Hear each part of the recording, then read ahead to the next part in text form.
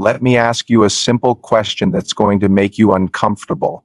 An asset is something that puts money in your pocket every single month.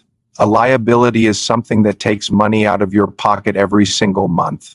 Now look at your house. Is it putting money in your pocket or taking money out? If you're honest with yourself, you already know the answer. Your house is draining your bank account through mortgage payments, property taxes, insurance, repairs, and maintenance. But you have been told your entire life that your home is your biggest asset and your best investment. That's the biggest lie the banks and the financial system ever sold you. And today I am going to expose exactly how this scam works and why it keeps the middle class trapped in financial mediocrity forever. This isn't about being negative. This is about opening your eyes to how money really works so you can start building actual wealth. Here's what they don't teach you in school because the schools were designed to create employees, not wealthy people. When you buy a house with a mortgage, that house is not your asset, it's the bank's asset. Let me explain why this matters and how the whole system is designed to keep you confused. When you sign that mortgage document, you're promising to pay the bank every single month for the next 30 years. If you stop paying, what happens? The bank takes the house. They own it, not you. You might have your name on the deed, but the bank has a lien on that property, which means they have the real control until you pay off every penny you owe them plus interest.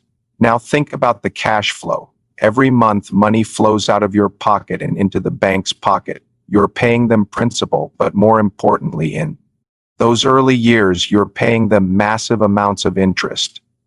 On a $300,000 mortgage at 7% interest, you'll pay over $400,000 in interest alone over 30 years. That's $400,000 flowing from your pocket to their pocket. To the bank, your mortgage is an asset because it generates income for them. To you, it's a liability because it drains your income. But here's where the deception gets really clever. The bank convinced you to call this liability an asset. They told you that you're building equity, that you're investing in your future, that you're being financially responsible. Meanwhile, you are working 40 or 50 hours per week at a job you might not even love just to make enough money to pay the bank, pay the property taxes to the government, pay the insurance company, and pay for all the repairs and maintenance that come with owning a structure that is slowly falling apart. You became a slave to your house and you called it the American dream. Let me show you how money flows when you own a house, and this is the picture they never want you to see clearly. Imagine your paycheck coming in. That's money flowing into your life from your job. Now watch where it goes. First, a big chunk goes to your mortgage payment. Let's say $1,500 for your principal and interest. That money leaves your pocket and goes to the bank. Then another chunk goes to property taxes. Depending on where you live, that could be $300 to $800 per month. That money goes to the government. Then you have insurance, which might be another $150 to $300 flowing out to the insurance company. Now add maintenance and repairs. If you follow the standard rule, you should be setting aside 1% of your home's value each year for maintenance. On a $300,000 home, that's $3,000 annually, or $250 per month. When the roof needs replacing, when the air conditioning breaks in summer, when the water heater dies, when the fence falls down, when you need to repaint, when the deck rots, that money has to come from somewhere. It's coming from your pocket.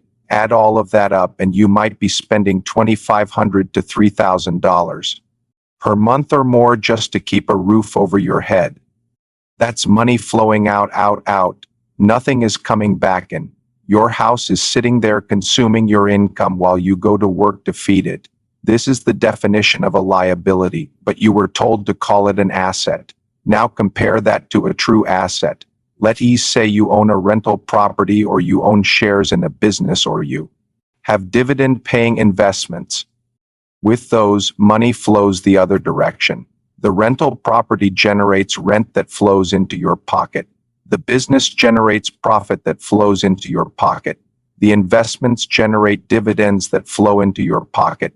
that incoming cash flow is what separates assets from liabilities, and it's the fundamental concept that determines whether you'll be rich or poor.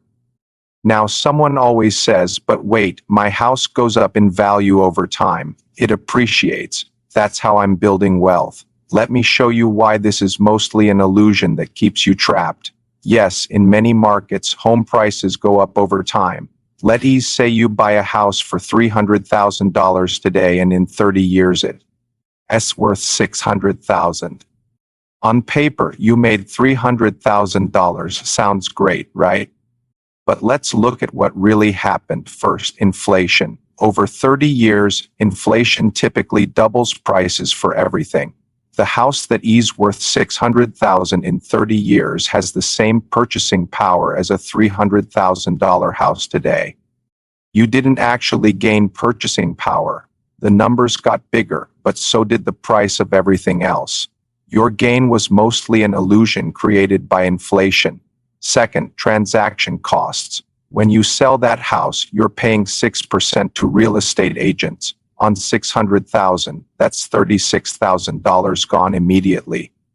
Add another closing costs and you're losing $40,000 to $50,000 in the sale process. Third, all the money you spent over 30 years. Remember those property taxes, insurance payments, maintenance costs, and repairs we talked about. Let's add those up conservatively. Property taxes at $400 per month for 30 years is $144,000. Insurance at $200 per month is $72,000. Maintenance at $250 per month is $90,000. That's $306,000 you spent just maintaining your so-called asset, and that's being conservative. Many homeowners spend far more. Now do the real math. Your house went from $300,000 to $600,000, a paper gain of $300,000, but you spent $306,000 maintaining it over those years, plus $40,000 in transaction costs when you sold. You actually lost money in real terms, and that is before accounting for the massive opportunity cost of what that money could have earned if you invested it differently. The only people who got wealthy from your house were the bank that collected interest, the government that collected taxes, the insurance company that collected premiums, and all the contractors who did repairs. You worked for 30 years to make everyone else rich while thinking you were building wealth. Here is the difference between how rich people think and how poor and middle-class people think about houses. And this is the mindset shift that can change your entire financial future. Poor and middle-class people buy a house first. They go to school, get a job.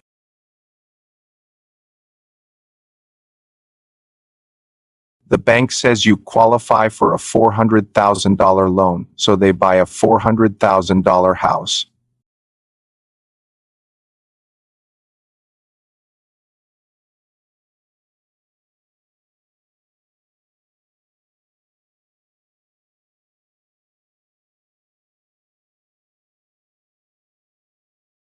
They can't invest in opportunities because all their money is tied up in the house owns them.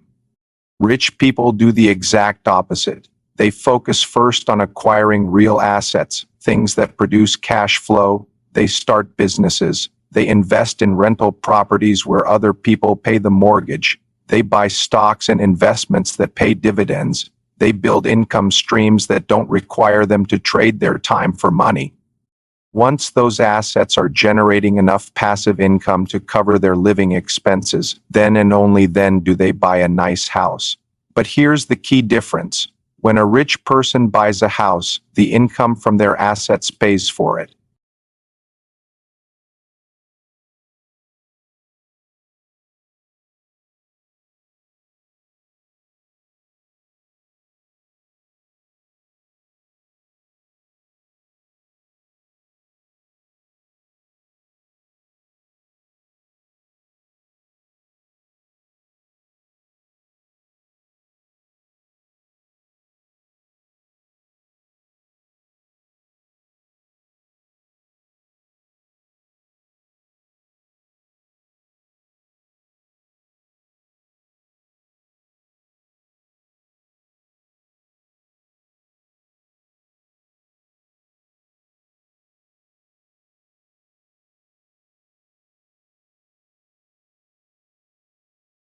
The wealthy build assets first, use the income from those assets to buy liabilities if they want them, and their wealth compounds while they sleep. Let me be crystal clear about what I'm saying and what I'm not saying. I'm not telling you to never own a home. I'm telling you to understand what a home really is. It's a lifestyle choice and a living expense, not an investment.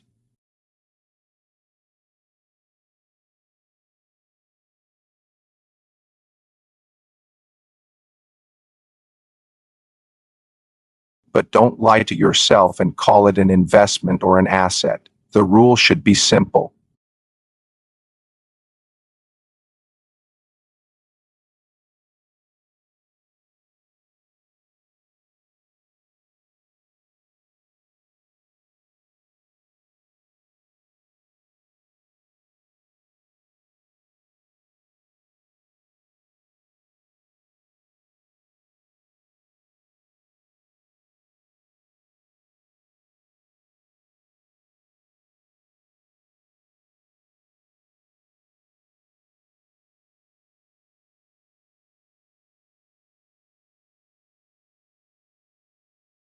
That's the scam.